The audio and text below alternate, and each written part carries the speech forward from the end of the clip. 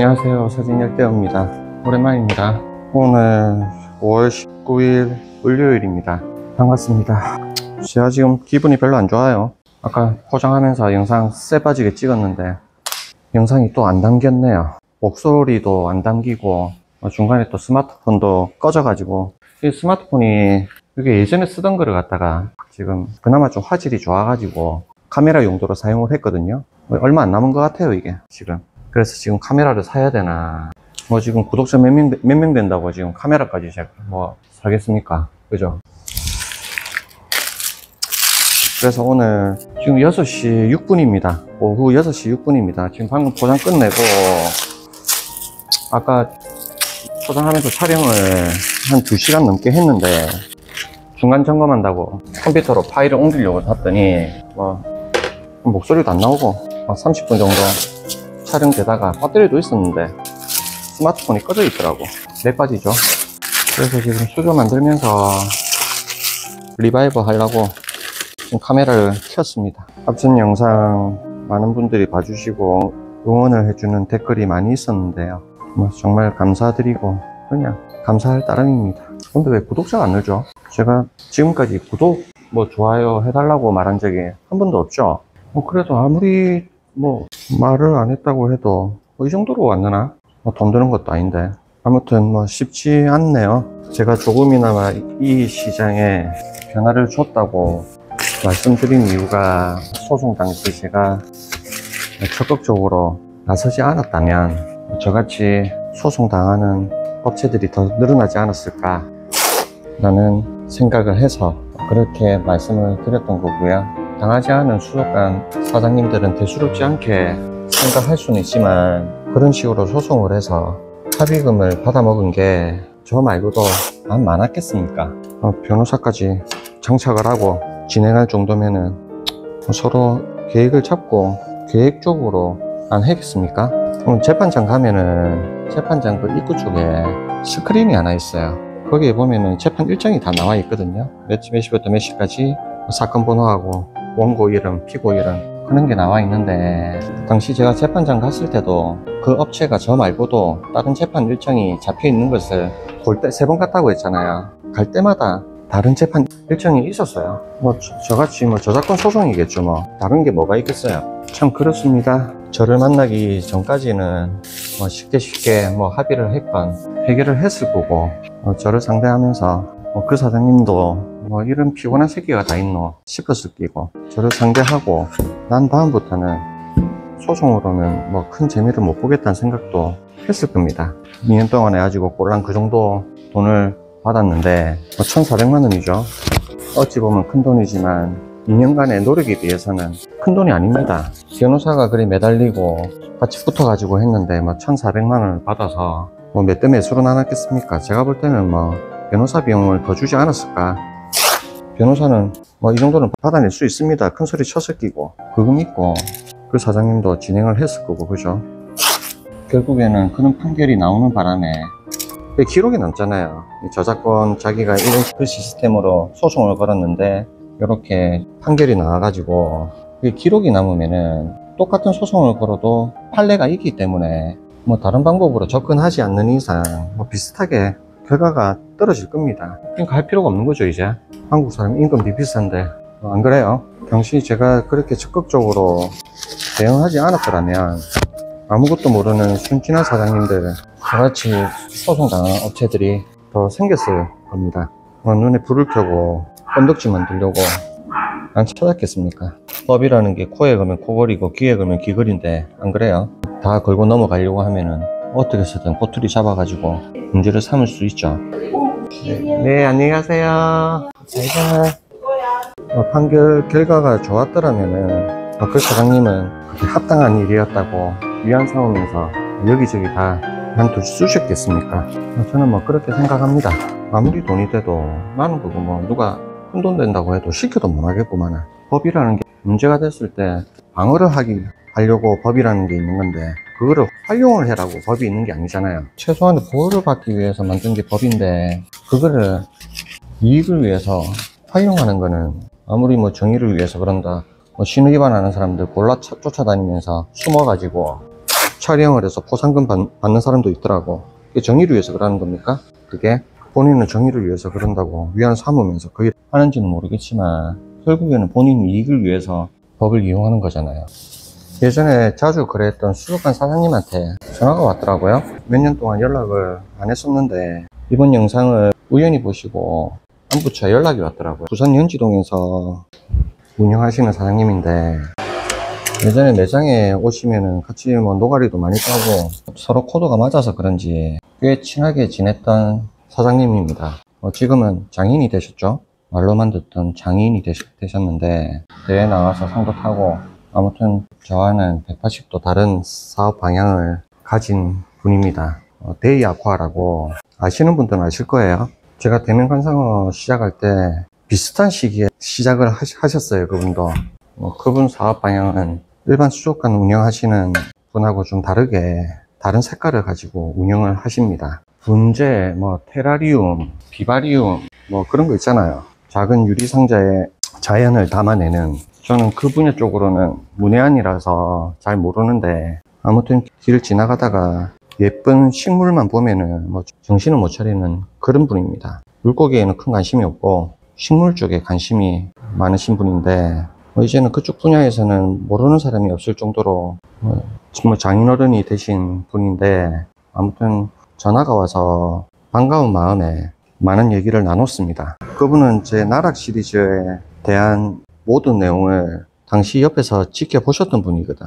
이런저런 말씀을 하시면서 유튜브 재밌게 봤다, 다음 시리즈는 언제 나오냐 이러시면서 이런저런 얘기를 하는데 세월이 이렇게 빠르나? 그래도 예전에 많은 수족관 사장님들과 거래를 하면서 일적으로 육체적으로 심적으로 힘들었지만 그때가 그립다는 생각을 잠시 했습니다. 세월이 지나고 그립다라고 생각하지 않았던 그런 세월들 있죠. 말하면서 하려니까는 집중력이 흐트러져 가지고 이 수조가 지금 1차로 이렇게 만들고요, 뚜껑을 추가적으로 또 부분적으로 덮어달라고 하셔가지고 내일 또 2차 작업이 들어가야 돼요. 이 시즌에 세월이 지나고 그립다라고 생각하지 않았던 그런 세월들 있죠. 친구나 누굴 만나면은 그리웠던 옛날 얘기 하잖아요. 맨날 레파토리 똑같은 거. 그만큼 그리웠던 세월이 한정적인 건데 이번에 생뚱맞게 새롭게 그리웠던 시절을 발견을 한 것 같습니다. 좋은 추억이라는 게 그리워지는 거지 그 당시에는 힘든 기억밖에 없어가지고 기억하기도 싫었는데 반면에 좋았던, 같이 잘해보려고 했던 여러 가지 노력들, 그런 것들을 잊고 살지 않았나 그런 생각이 순간 들더라고요. 데이 아쿠아 한번 가보십시오. 들어가면은 분위기 자체가, 냄새 자체가 다를 거예요. 이렇게 표현하면 맞는지는 모르겠는데 일반 스타벅스 같은 커피숍만 가다가 특이하고 작은 커피숍에 갔는데 가니까는 사장이 직접 좋은 콩을 수입해 가지고 직접 로스팅하고 직접 갈고 새로운 커피를 개발하고 맛도 일반 커피숍과 많이 다른 그런 곳 있잖아요. 거기가 그런 곳이지 않을까 하는 생각을 합니다. 그쪽 분야에서는 강의도 나갈 정도로 아무튼 대단하신 분이에요. 나는 그리 못합니다. 그것도 성향이 맞아야 하지. 저는 세심하고 디테일하게 작품 만들고 그러는 거 못해요. 몸에 두드리기. 그 사장님이 가족들하고 먹으라고 통닭 쿠폰까지 보내주셔가지고 아무튼 잘 먹었습니다. 사장님 잘 먹었습니다. 오늘 포장을 많이 했더니 오늘 월요일이잖아요. 포장이 많았거든요. 오늘 일찍 출근해가지고 오늘 포장한다고 오늘 맥을 다 뺐더니 몸에 힘이 없어요. 지금 이렇게 덮어달래요. 이런 식으로 한쪽을 깔끔하게. 뒤쪽으로 여과기를 다는데 위쪽으로 물이 튀니까 물이 밖으로 자꾸 튀어나온다고, 그거를 갖다 방지하기 위해서 뒤쪽을 예쁘게 덮어달래 가지고 내일 건조 다 되고 나면은 저 뚜껑을 갖다가 또 이쁘게 테이핑 해가지고 위에다가 실링을 해서 또 2차 건조를 시키고 나갈 수조입니다. 많은 분들이 재밌게 영상을 봐주셔가지고 한편으로는 기분이 좋지만 한편으로는 부담스럽습니다. 컨셉을 잘못 잡은 거 아닌가 싶기도 하고, 물고기 소개 영상 같은 거는 다른 유명한 유튜버 분들이 많이 하고 계시기 때문에 굳이 저까지 나서가지고 할 필요가 있나 그런 생각을 하고 그냥 사는 이야기를 해보자 하고 컨셉을 잡고 시작은 했는데 제가 100년 200년 산 사람도 아니고 그죠. 고작 50년 못되게 살았는데 콘텐츠로 얘기할 건덕지가 많아봤자 얼마나 많겠어요. 언젠가는 콘텐츠가 바닥날 건데 언제까지 울고 먹을 수 있을까, 그런 생각도 살짝 들기도 합니다. 하다 보면 어찌 되겠지 뭐. 제가 영상 편집을 하면서 당시 기억을 많이 떠올렸을 거 아니에요. 말을 하면서 영상을 찍고 찍은 영상을 다시 보면서 자막을 넣고, 아무튼 영상 하나 만드는데 대여섯 번 정도를 계속 보면서 수정을 해요.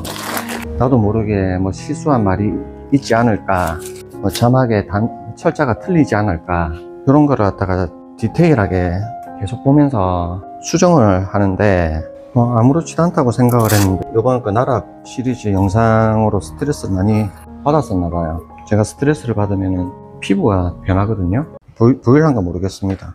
보여요? 여기 보이죠? 이렇게 피부가 스트레스를 받으면 손바닥 이렇게 딱 변해버려요.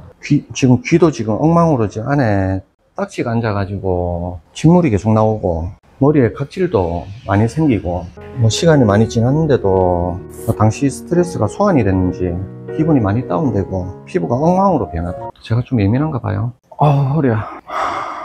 뭐 이번 영상은 뭐 대한민국 자영업 현실에 대해서 이야기를 한번 해보려고 합니다. 뭐 자영업 하시는 분들 많으시죠? 제가 원래 유리 커팅은 안 하거든요. 번거로워서 안 하는데 이번에는 어쩔 수 없이 지금 커팅을 해야 돼요. 이 수조 사이즈가 너무 말도 안 되는 사이즈를 주문을 하셔가지고, 저 이렇게 유리 자르고 그 유리가루 날리는 거 별로 안 좋아하거든요. 왜 잘린다 아닙니까? 잘 자르죠?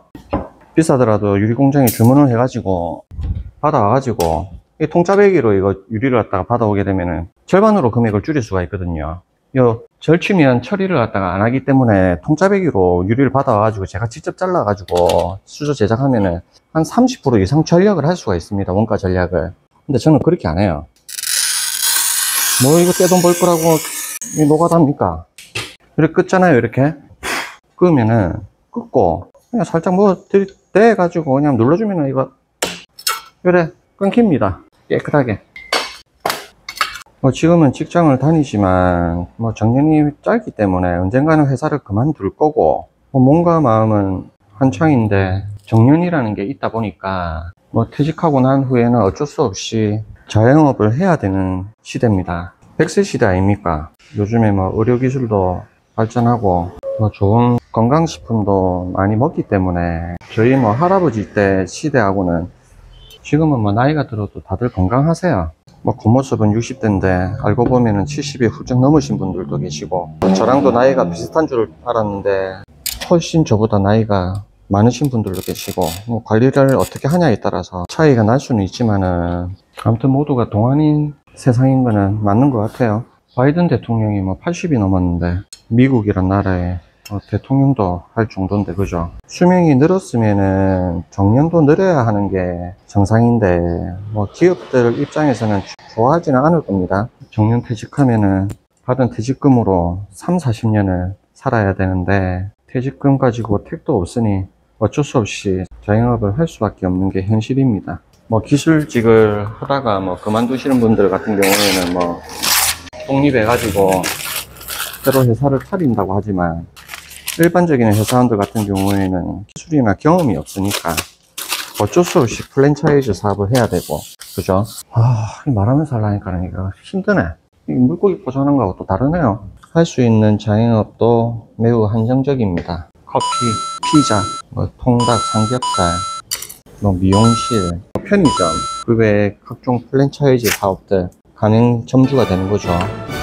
동네 다니면서 눈만 돌리면은 서너 개씩 보이는 그런 가게들이죠. 진입장벽이 낮은 만큼 경쟁도 엄청날 거고, 동네 인구는 한정되어 있는데 서로 나눠 먹어야 하는, 참 쉽지 않습니다. 그죠? 프랜차이즈 본사만 배불려주는 시스템인데, 그렇다고 개인이 프랜차이즈 본사를 차릴 수는 없는 거고, 저 같은 경우에는 이런 거에 관심이 많다 보니까 식당을 가든 어디를 가면 습관적으로 객단가 계산을 해봅니다. 그냥 습관적으로 합니다. 이 식당은 테이블이 몇 개 있고 이 시간대에 손님이 이 정도 있으니 하루에 테이블을 몇 번 회전이 가능할지, 몇 프로 마진이 남을지, 아르바이트생이 보이면은 뭐 인건비는 뭐 몇 시부터 몇 시까지 아르바이트생을 고용을 한다면은 얼마 정도 인건비로 지출이 나갈지, 아무튼 뭐 저랑 상관없는데도 불구하고 그런 생각들을 합니다. 너는 계획이 다 있구나. 남의 일 같지 않으니까. 그거 아세요? 가게를 운영하는 사장이 거기서 일하는 아르바이트생 있죠? 그 아르바이트생과 비슷하거나 적게 벌어가는 사장들도 생각보다 많습니다. 얘 이런 족같. 요즘 시급이 만원 정도 하죠. 6, 7시간 일하면 일당이 6, 7만 원입니다. 뭐 근무의 수당이라든지 뭐 야간 같은 경우에는 뭐 1.5배 더 받고, 주말 같은 경우에도 1.5배 더 주죠. 뭐 주유수당 이것저것 다 받으면 적은 돈은 아닙니다. 사장 입장에선 가게 점포세도 내야 되고 공과금도 내야 되고, 아르바이트생과 비슷하거나 아니면 그거보다 못 가져가는 사장님들이 꽤 많아요. 하물며 뭐 사장이라고 뒷짐지고 있는 게 아니거든. 직원이랑 같이 일을 해야 됩니다. 임금비를 아끼기 위해서 사장도 움직여야 되거든. 말이 안 되는 거죠. 사장도 같이 움직이는데 아르바이트생보다 돈을 작게 벌어가는 거예요. 직접 그렇게 열심히 일을 같이 하는데도 돈을 못 버는 거죠. 잘 될 거라는 희망을 가지고 버틴다지만 그것 또한 쉽지가 않습니다. 손만 쓱 갖다 대면은 음식 맛이 달라지는 그런 남다른 능력을 가진 사람을 제외하고는 프랜차이즈처럼 누구나 쉽게 접근할 수 있는 유행 타는 그런 사업은 한계가 있다는 겁니다. 근데 제 생각은 그렇습니다. 쉽게 접근할 수 있는 거는 한계가 있어요. 집 앞에 편의점이 100m 간격으로 있어요. 안 그래요? 눈만 돌리면 편의점이라. 미용실, 부동산 중개 사무실, 고깃집, 커피숍, 통닭집 다 마찬가지입니다. 아유, 눈이 안 보인다. 눈 돌리면은 그렇게 많이 보이는데도 또 비슷한 게 또 생겨요. 저희 동네에 편의점이 몇 개인지도 모를 정도로 많습니다. 근데 그 자리에 편의점이 망하잖아요. 그 자리에 또 다른 브랜드 편의점이 들어옵니다. 난 이해가 안 되더라고. 앞전에 편의점을 해서 망하고 폐점을 했는데 왜 또 그 자리에 편의점을 할까? 여러분들은 편의점 브랜드 보고 들어갑니까? 친절하지 않아서 그 편의점이 망한 게 아니잖아요. 너무 나는 다를 거야 라고 생각하고 뭐 시작하는 건지는 모르겠지만 이해가 안 되더라고. 편의점 본사 직원한테 막 가스라이팅 당할 나이도 아니고 상식적으로 생각을 해보면은 어느 정도 답이 보일 텐데 뭐 할 수 있는 게 한정적이니까 어쩔 수 없다라고 생각은 들지만 그런 걸 보면은 안타깝습니다. 내 주위에 누가 커피숍이나 그냥 커피숍이나 한번 해볼까 이렇게 말하는 사람들이 있어요. 커피숍이나? 커피숍 쉽습니까? 그거 쉬워요? 저 안 해봐서 모르겠습니다. 저는 주문을 잘못 넣은 것 같아요. 좀 이게 이상하다. 아유, 이래 돈을 또 까먹는다. 20. 커피숍 하면은 투자 자본금이 아무리 못해도 5천에서 1억 정도 들잖아요. 커피 팔아가지고 투자금 회수 가능할까? 쉽지 않다. 이렇게 말을 하면은 어디 뭐 내가 아는 커피숍이 있는데 거기 잘 되던데 니는 해본 적도 없으면서 뭐 아는 척을 했었노? 그런 이야기를 합니다. 뭐 해봐야 합니까? 서로 경쟁이 붙어가지고 아메리카노 뭐 한 잔에 1,500원에 판매하는 가게들이 수두룩하죠. 아니 그냥 한국 사람들 머릿속에는 아메리카노 커피 한 잔에 1,500원, 2,000원이다라는 거를 각인되어 있잖아요. 뭐 스타벅스 같은데 가서 6,000원 주고 커피 드시는 분들도 있겠죠. 스타벅스는 차리면은 성공해요. 아니 스타벅스 차릴 수 있으면 차리면은 손해는 안 봅니다. 저는 안 먹습니다. 저는 손님 만나거나 특별한 일이 있을 때만 가지 커피 먹고 싶다 해서 스타벅스 안 갑니다. 뭐 언제부턴지 모르겠지만 요즘 한국 사람들 커피를 달고 살잖아요. 오마이갓, 큰일 났다. 큰일 났습니다.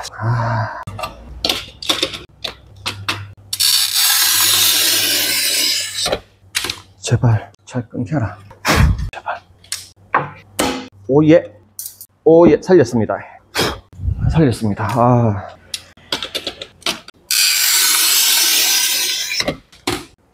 그러니까 소규모 커피숍들이 우죽순 늘어난 거고. 자 보세요. 커피숍에서 하루에 2,000원짜리 커피를 100잔 팔아도 순매출이 20만원입니다. 100잔 팔기 쉽습니까? 100잔 한번 팔아볼까요? 쉽게 설명해 드릴게요. 하루에 100잔을 팔려고 하면은 아침 10시부터 저녁 6시까지 일한다고 계산을 해 볼게요.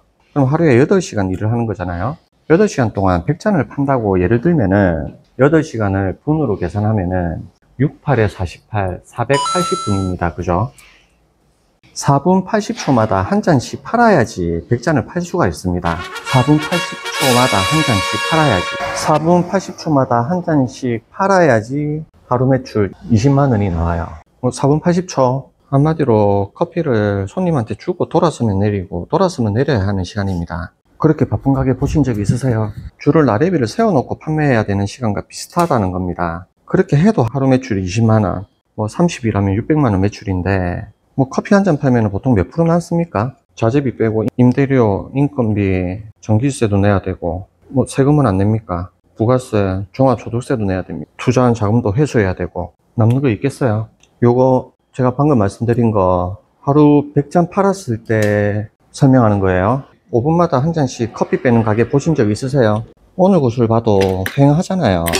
이런 거 계산도 안 하고 점심시간 때 잠시 몰리는 거 보고 장사가 잘 되는 줄 알고 창업을 한다니까. 편의점은 어떻습니까? 저 편의점 담배 사거나 급하게 소주나 맥주 살 때 빼고는 잘 안 갑니다. 먹을 게 살 게 있으면은 마트에 가서 한꺼번에 사지. 솔직히 편의점 비싸잖아요. 24시간 하니까 급하게 필요할 때 간단한 거 살 때 가는 거지 큰 돈 안 씁니다.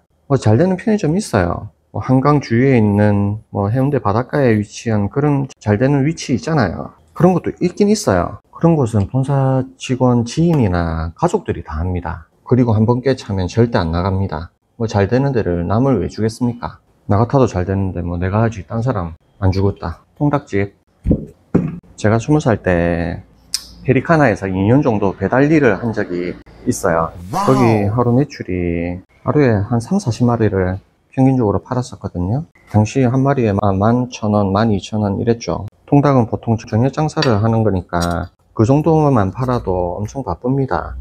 쉴 새 없이 배달을 해야 돼요. 제가 저희 동네 토박이라 가지고 그리고 제가 신문 배달을 한 5년 정도 했었거든요. 어릴 때, 학교 다닐 때, 중학교 때부터 고등학교 때까지 했었으니까 신문 배달을 하다가 페리카나 통닭집 새로 생기면서 그 사장님이 저를 스카우트 해가지고 일을 같이 하기 시작을 했었는데 그 동네 지리도 잘 알지. 그리고 오토바이를 제가 잘 타가지고 남들보다 2배 가까이 빨리 배달을 하니까 일반 알바비보다 2배 가까이 돈을 받고 일을 했었어요. 그리고 저는 배달 가면은 배달만 안 했거든. 사장이 시키지도 않았는데 전단지를 항상 오토바이에 싣고 다니면서 챙겨놨다가 그 배달하러 아파트 10층에 올라가잖아요. 그럼 내려올 때 엘리베이터 타고는 안 내려오고 계단으로 걸어 내려오면서 전단지를 항상 그 현관문에다가 다 붙이면서 내려왔었거든. 정말 내 일처럼 했었거든요. 그래 놓으니까 사장이 얼마나 이뻐 했겠습니까, 저를. 처음엔 6개월만 하고 그만두려고 했는데 사장님이 부탁을 해가지고 한 2년을 했었습니다. 당시 사장님과 사모님하고 진짜 식구처럼 지냈을 정도였으니까. 근데 그 가게 못 버티고 문 닫았습니다. 남는 게 없으니까. 어렸을 땐 그런갑다 하고 생각했었지만 지금 생각해보면 마음이 아픕니다. 그 가게 누가 인수한 줄 아세요? 맞은편 쌀집 하던 사장님이 그 가게를 인수했어요. 맞은편에서 볼 때는 맨날 배달한다고 분주하게 움직이고 이러니까 장사 잘 되는 줄 알고 있는 거죠. 그래서 접는다고 가게 내놓으니까 기다렸다는 듯이 그 쌀집 사장님이 인수해가지고 운영을 했죠. 근데 딱 6개월 하고 없어졌어요. 문 닫았습니다. 이게 자영업의 현실이라니까요. 거달기식으로 보는 거하고 현실은 다르다니까요. 열심히 하다 보면 버티다 보면은 잘 될 거다, 기회가 올 거다 라고 말은 하는데 말처럼 그것도 쉽지 않습니다. 일반 서민들이 장사 안 되는데 존버하는 게 쉽습니까? 그게 대부분 대출 받아서 시작을 할 거고 매달 대출금 상환도 해야 되고 매출은 말도 안 되게 조조하고 자영업도 금수저가 해야지 확률 게임을 할 수가 있거든요. 이거 했다가 실패를 해, 그 다음에 저거 했다가 실패를 해. 많은 실패를 하면서 경험을 하고 깨달은 게 있을 거 아니에요. 실패를 했지만 여러 번의 경험을 하면서 노하우가 축적이 될 거니까 금수저야 실패하면 부모님이 도와줘가지고 다시 도전을 하고 다시 도전을 하고 다시 도전을 해서 성공 확률을 높일 수가 있는데 일반 서민들은 시작부터 영혼까지 끌어가지고 대출받고 시작을 하잖아요. 영혼을 갈아놓고 시작을 했는데 한 번 삐끗하면은 그냥 게임이 끝나는 거죠. 다시 시작할 자본금이 없으니까 또 다시 도전하는 것도 쉽지 않고 자본이 있어도 방금 전에 제가 말씀드린 것처럼 소자본으로 할 수 있는 게 한정되어 있다 보니까 빚만 잔뜩 안고 폐업을 하는 거죠. 저는 그래서 주위 직장 다니는 친구들한테 무조건 버티라고 합니다. 그러는 니는 왜 물고기 장사하는데 물고기 시장 파이도 작다고 말하면서 이렇게 말씀하시는 분도 있을 겁니다. 맞아요. 맞습니다. 근데 이 사업 일반 분들이 하시면 안 돼요. 제가 볼 땐 그래요. 돈 벌려고 접근하면 안 되는 사업이거든. 제가 말했잖아요. 앞전에. 저는 물고기가 좋아서 이 사업을 시작을 했다고. 저는 물고기가 좋아서 이 사업을 시작을 했고, 지금은 할 게 없어서 그만두지 못. 수족관 사업이라는 게 돈만 있다고 할 수 있는 사업이 아니에요. 일반 공산품 같은 경우에는 자본 싸움이잖아요. 내가 얼마나 자본을 들였냐에 따라서 상품 매입 단가가 달라져요. A라는 제품을 100개 가져가는 사람이랑 10,000개를 가져가는 사람하고는 매입 단가 자체가 다릅니다. 그래서 자본이 많은 사람들은 판매 가격을 후려칠 수가 있기 때문에 독점을 할 수가 있는 겁니다. 근데 그마저도 나보다 더 큰 자본을 가진 사람들에게 밀려버리기 시작을 하는 거죠. 끝도 없는 경쟁을 해야 되는 겁니다. 돈 냄새 나는데 돈 있는 사람들이 가만히 있겠어요? 창문형 에어컨 있죠? 창문에 다는 거? 그거 처음에 그 중소기업이 만들었습니다. 그래서 뭐 되니 안 되니 뭐 시속이 있니 없니 막 이랬었는데 그게 딱 되니까 대기업이 똑같이 만들어가지고 독식하잖아요. 중소기업 다 망했다 아닙니까? 누가 그 중소기업 제품을 씁니까? 에어컨을. 반면에 물고기 사업은 그런 게 안 됩니다. 내가 아무리 큰 자본을 들여가지고 직수입을 해서 물고기를 싸게 가져왔다 하더라도 이거를 건강하게 관리를 못하면 그냥 청산되는 겁니다. 그냥 돈이 공중분해되는 거라니까. 그래서 쉬운 사업이 아니다라고 말을 하는 거고, 내가 쉬우면 남들도 쉬울 거 아니에요. 저는 쉬운 사업이 아니기 때문에 이 사업을 하는 겁니다. 미러마우스 때려치운 것도 개나 소나 다 할 수 있기 때문에 제가 때려치운 거고요. 너는 계획이 다 있구나. 그 말인 즉슨 이 사업은 개나 소나 못하기 때문에 제가 하기로 결심을 낸 거고요. 간혹 그런 수족관 업체들이 있어요. 물고기 엄청 싸게 팔면서 홍보하는 업체들. 저는 그런 업체들 보면서 저 사람들은 과연 누구를 위해서 뭐를 위해서 사업을 하나 이런 생각이 들어요. 왜 남지 않는 장사를 하는 거지? 내가 노력을 해서 합당한 수익을 가져가야 올바른 장사 아닙니까? 저는 알잖아요. 모든 물고기 단가를. 저 가격에 판매를 하면은 실질적으로 남는 게 없을 거고, 남아도 정말 소액이 남을 텐데 힘들게 왜 그 짓을 왜 하지? 뭐 이런 생각을 합니다. 그나마 뭐 물고기를 안 죽고 완판을 하면 그나마 괜찮죠. 근데 그게 현실적으로 불가능하니까. 그리고 그렇게 싸게 판매하는 업체들은 대부분 축양시키는 애들 판매하는 게 아닙니다. 수입이 들어와서 바로 전달을 하면 물고기 가격 얼마든지 낮추죠. 뭐 물세, 관리비, 인건비, 뭐 폐사율 이런 게 줄일 수가 있으니까. 근데 그 물고기 받아보면은 문제가 생길 수밖에 없어요. 간혹 이런 전화가 와요. 뭐 사장님 네온테트라 뭐 100마리 주문할 건데 가격 맞춰줄 수 있습니까? 뭐 솔직히 제가 볼 때는 뭐 100마리가 뭐 많은 수량도 아닌데 뭐 사람 기준에 따라 다른 거니까 뭐 이렇게 물어보면서 다른 업체에서는 뭐 10마리에 6,000원, 5,000원, 6,000원에 판매를 한다고 하는데 그 가격에 맞춰줄 수 있습니까? 이렇게 물어보시는 분들이 간혹 있어요. 아니 저한테 물어볼 필요 없이 거기서 사면 되지. 굳이 나한테 왜 전화해서 맞춰달라고 하지?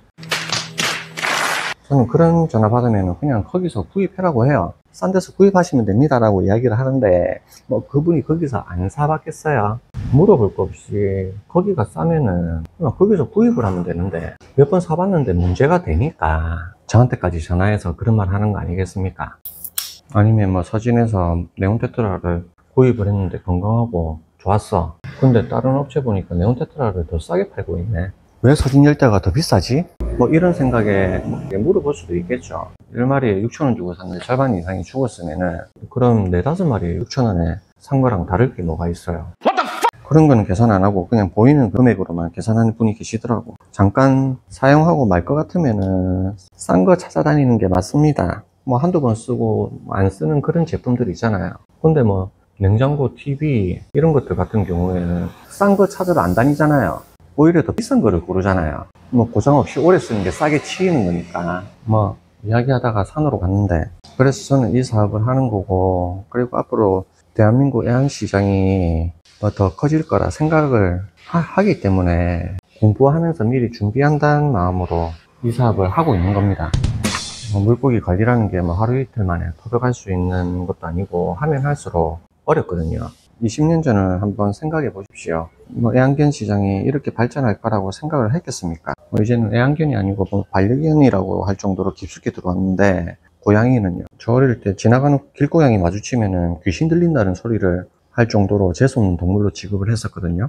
근데 지금은 많이 바뀌었잖아요. 대한민국보다 뭐 선진국들을 보면은 앞으로 시장이 어떻게 될지 예상을 할 수가 있습니다. 미국이나 다른 선진국 같은 경우에는 관상어 시장이 매우 큽니다. 저는 대한민국 관상어 시장은 이제 시작이라고 생각을 하기 때문에 준비를 하고 있는 겁니다. 뭐 선진국처럼 될 때가 올 거다 생각하고 기다리면서 내공을 쌓는 거죠. 애기들 먹이는 분유 있죠. 그 분유 소비 매출보다 애완견 사료 소비 매출이 넘어섰다는 뉴스를 보고 저 깜짝 놀랐어요. 뭐 개, 고양이 그 다음은 뭐겠습니까? 뭐 설마 뭐 뱀이나 뭐 도마뱀이겠어요? 뭐 새도 키워봤는데 뭐 정말 손이 많이 가더만요. 키우는 게 물고기보다 더 번거롭고 냄새랑 뭐 털가루, 사료 가루 날린 것 때문에 보통 일이 아니더라고요.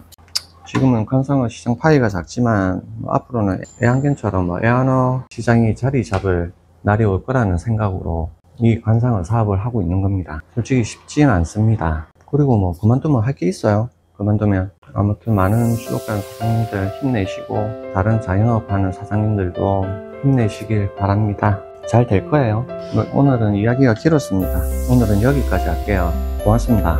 오늘 수조를 다 못 만들어 가지고 제가 유리 자르다가 실패를 해 가지고 내일 주문 넣어야 되겠다.